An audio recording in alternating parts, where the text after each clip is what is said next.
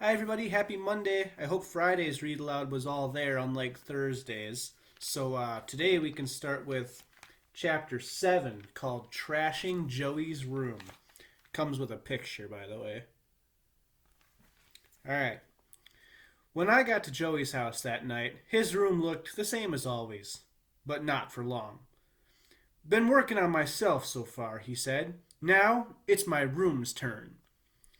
First, we put up posters Rambo, Hulk Hogan, and one showing this big, nasty robot type dude, except you could see whiskers and a long tail sticking out. It was called Robo Rat. He checked out the walls. Good. Now the rest. He started with his bookshelf. He pulled out 4 or 5 volumes from his encyclopedia and threw them on the floor. He tossed out a couple of comic books and a National Geographic. He opened every drawer in his dresser. He flipped out stuff from each one socks, underwear, shirts. They landed all over. He kicked his wastebasket over. He dragged his dirty clothes hamper from the closet and dumped it out on the floor. He charged into his desk. Pencils and papers and rubber bands went flying everywhere. About the only thing he didn't do was spit. By now, you could hardly see the floor. He stood in the middle, turning around and nodding and smiling. Yeah, now it's my room. I just sat on the bed, stunned. Until then, Joey Peterson's room had been the neatest bedroom I'd ever seen. And he wasn't done. We ordered a pizza, and when he got down to the crust of each slice, he just tossed it over his shoulder. One landed inside his underwear drawer. The pizza box he flipped like a frisbee up against the wall. After that, we had fudge sickles and peanut butter chews. The wrappers, at least his wrappers, went right onto the floor. He took a wad of bubble gum from his mouth and winged it against his dresser mirror. It stuck right there. I guess he couldn't think of anything else to do to his room because he turned back to himself. He pulled something from his pocket. It looked like a little notepad. What is it? I asked him. He grinned. Tattoos. Oh no. Into the bathroom we went. He tore off 4 and got them wet. Pretty soon he was tattooed on the chest with a skull and crossbones, both arms, a cobra and a mongoose, whatever that was, and rear end. If you can read this, you're too close, it said. I know they're not going to last, I told him. They'll last till I get a bath, he said, and I ain't getting a bath except once a month from now on. I pinched my nose. Oh, great, man. Do you have to smell like a rat, too? As we left the bathroom, we bumped into his mother. I saw your room, she said. What are you doing in there, training elephants? We laughed. Well, she looked at Joey. As soon as Suds leaves tomorrow, you can see that it gets cleaned up. Uh-oh, I thought. This is it.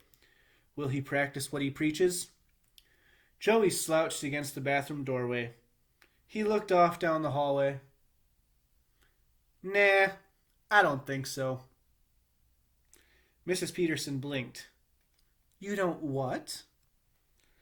I don't think I'm going to clean it up. I like it that way. I took a step back.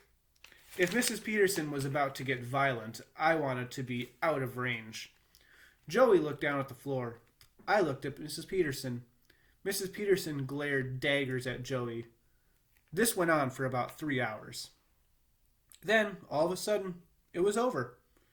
Mrs. Peterson gave a little shrug and a smile and said, Okay. And then she walked away. I gawked at Joey. Just on this one day, he had faced a bee, a mad mother, and here he was alive and as healthy as ever. He gave me a thumbs up sign.